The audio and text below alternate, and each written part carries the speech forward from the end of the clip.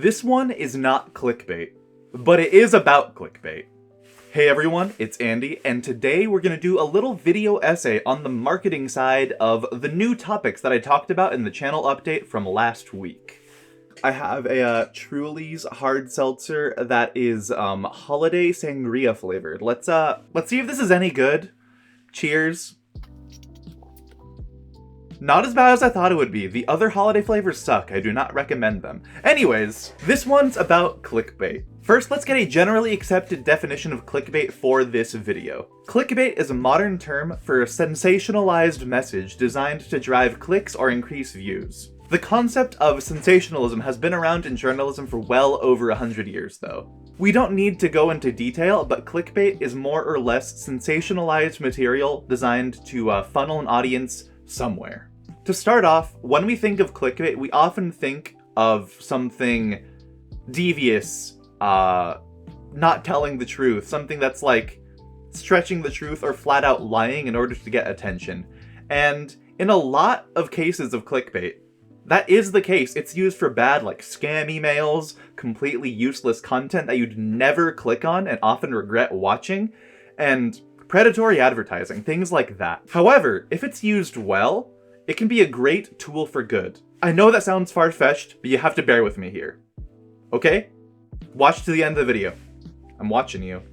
Actually, I'm not. I'm just data on your screen, and I literally cannot watch you. You're watching an image of me recorded at about 8 p.m. on a Sunday. And let's start with an example. If you've spent any time on YouTube over the past few years, you've probably heard of a financial educator named Graham Stephan. To provide some more background on why he's blown up, financial education is something that the American education system fundamentally lacks, yet is one of the most important topics a student can possibly learn, especially before going into college, choosing your major, or starting your career. Because financial education is nearly non-existent in any official capacity, so too is financial literacy among Americans. As such, Graham Stephan and similar creators fill an extremely important niche on YouTube for this education, but how was he able to grow so much so quickly? Good and educational yet entertaining content aside, it largely has to do with his strategy regarding clickbait. Now, you might be thinking, once again, clickbait, that's a devious bad thing. How can it be used for good? We'll be getting to that. I view clickbait more like a tool. How do you get people to click on something or spend time to learn about something if they either don't know about it or don't have any interest in it despite it being something that they really need to know? Graham takes advantage of otherwise dry financial topics and makes them interesting to the average financially undereducated person. Let's do an example of one of his videos. This one's called How to Be a Millionaire in 10 Years Starting from $0. It's a somewhat sensationalized title, but who doesn't want to be a millionaire within 10 years, starting with $0?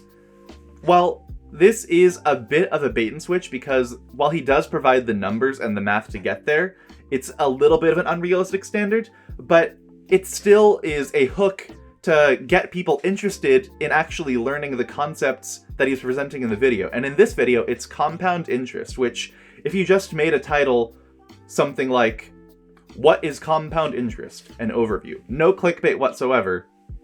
While it's to the point, it's not going to go very far in terms of getting people who don't know what compound interest is interested in it. I'm interested in interest. Okay. With the title, What is Compound Interest? An Overview, financially educated people would not click because they probably know at least the basics of what compound interest is. And financially uneducated people would not click because they don't know and probably don't care. By appealing to the desire to get rich with a somewhat sensationalized title, Graham uses clickbait to teach financial education to an otherwise disinterested audience. Another example would be his video titled Roth IRA, How to Be a Tax-Free Millionaire with Only $12 a Day. A video titled Roth IRA Basics would have gotten the same point across, but it has the same problems as the last boring title for the compound interest video. Graham's video uses a clickbaity title and thumbnail to hook the audience in because you're thinking like, how could I be a millionaire on $12 a day and not pay taxes on it? I want to learn how to do that. It yet again is a bait and switch teaching an extremely important financial concept, the Roth IRA. Everyone should have one if you're an American. And the best part is, this title does not stretch the truth whatsoever. It's simply providing a sensational frame. You actually can acquire $1 million over your lifetime, tax-free, with just $12 a day using a Roth IRA. Given that these are really important financial concepts that most Americans simply never learned, but really should know, if you look at the comments in a lot of these videos, and a lot of his other videos, you see a vast majority of young people expressing immense gratitude for learning these things and course correcting their financial lives so then they can actually have a retirement, save some money, stuff like that. And that's to say, when used well, clickbait strategies can help spread important messages to people who need them, but aren't looking for them. I'll say it again. When used well, clickbait spreads important messages to people who need them, but aren't necessarily looking for them or aware of them. At the end of the day, clickbait is simply a tool. A tool that's used as a means to attract people who either aren't interested in your content or aren't aware of it, and use some form of sensationalism to get that first hurdle and get them to click and see what it's about. Graham Stephan is a pioneer of this concept of clickbait for good in many of his videos about financial education. And while not all of his clickbaity videos have the same level of important message that people should know, his channel overall has used clickbait to make a huge positive impact on young people all over the world. Think about it. So many people know financial terms now, and because of that, tons of other YouTubers are able to use dry titles like Roth IRA Basics, Problems with a Roth IRA, whatever. And that's because Graham taught people in a digestible way all about these terms so people know how to use them fluently in their daily life. It's insane. Graham has brought millions of people some baseline of financial literacy, and that is all thanks to good clickbait, which is awesome. I slammed my table. I really hope I didn't shake my mic. We'll see. Clickbait is only one pillar of how Graham Stephan rose to success. I've linked an article from CNBC Make It that goes in a more comprehensive detail about how he grew to success. That link is in the description, and this could not be a video about Graham Stephan if I didn't tell you to smash the like button and subscribe for more. But seriously, hit that like button, and please subscribe for more. It really means a lot. While I'm largely discussing the positive side of clickbait and how it's a tool that can be used for good, remember that it is a tool. A tool can be used for however you want it to be used. While there are many people who do use clickbait for good to spread important messages, many more people use it for scams, shams, and spam. So how can you be more like Graham? I'm really proud of that in my script. I really like the scams, shams, and spams. How can you be more like Graham? Put simply, to use clickbait for good, make sure the content of whatever you're clickbaiting is actually worthwhile. There are multiple layers to this. Who is it worthwhile to? What makes it worthwhile? How does your clickbait appeal to who it is worthwhile for? My most viewed video is simply titled, Never Buy This Ocarina, and it's basically a review of a really, really crappy ocarina that you can buy on Amazon for like 15, 20 bucks, and a warning for people who buy it and think it can be taken seriously as an instrument. The title is just Never Buy This Ocarina, and me making a disgusted face holding an Amazon purchase page.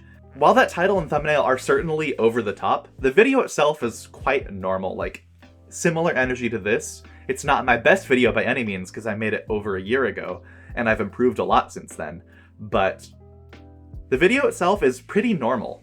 But the somewhat alarming title and the sensationalized thumbnail help me reach the who, new ocarina players who might make a huge mistake, with the what, guidance to prevent that mistake, and with the how, a visceral title and imagery that gets people to click and get that important information. The clickbait in my video considers who it's for. If you're not interested in playing ocarinas, you're not gonna click on it, probably, unless you have a YouTube problem like me. This is specifically clickbait for the people who would be interested in it and who would find it useful. And that's something you should consider with your clickbait. Make sure you're not doing overly generalized clickbait that would get people who won't find worth from your content. If you're a gaming creator, don't try to appeal to a productivity person. That's not gonna work. You're not helping them be productive. Whereas if you're a productivity person, make sure you're actually giving some value with your content. Don't say, the secret to become a millionaire in 10 days, and then just say, buy my course and have CoffeeZilla take you down. That's a big no-no. With my video, if I simply took a pragmatic approach with a title that's basic and something along the lines of like, review of an Amazon ocarina, the video would not have performed nearly as well. The point is that I used a bit of sensationalism in the title to capture the attention of people who would absolutely find the video useful. While, again, this is nowhere near my best video, it's by far the most viewed video on my channel and the biggest driver for growth overall between subscribers, views, revenue, etc. The best clickbait is true. Don't lie or drastically stretch the truth in clickbait, but be noticeable and be honest. I will repeat that concept one more time. The best clickbait is true. Don't be a liar. While Graham kinda stretches the truth in some of his videos clickbait, he ultimately is telling the truth with his clickbait, and it's to get people to learn important concepts. With my video, that is kinda clickbaity and about Amazon ocarinas, it's completely telling the truth. I'm warning you, don't buy this ocarina, and it's useful for the people who watch the video. I'm not lying. Don't be a scammer, spammer, or shammer. Be like Graham. Use good grammar. This is turning into a Dr. Seuss poem, but that's all to say that use clickbait for good. Use it to spread important concepts to people who might not be looking for them. People who might need that information. That's how my channel has grown. People getting information that they might not have been looking for, but have needed. And I'm so thankful for that. So thank you for watching this video. And if you enjoyed it, please remember to leave a like and subscribe for more, and comment your thoughts. I hope I've done a good job on explaining how it can be used for good and how you could use it for good, while still clearly drawing a line of where it's bad. Clickbait needs to be honest, and it needs to lead to worthwhile content for the people clicking on it. This has been Andy. I'll see you next time.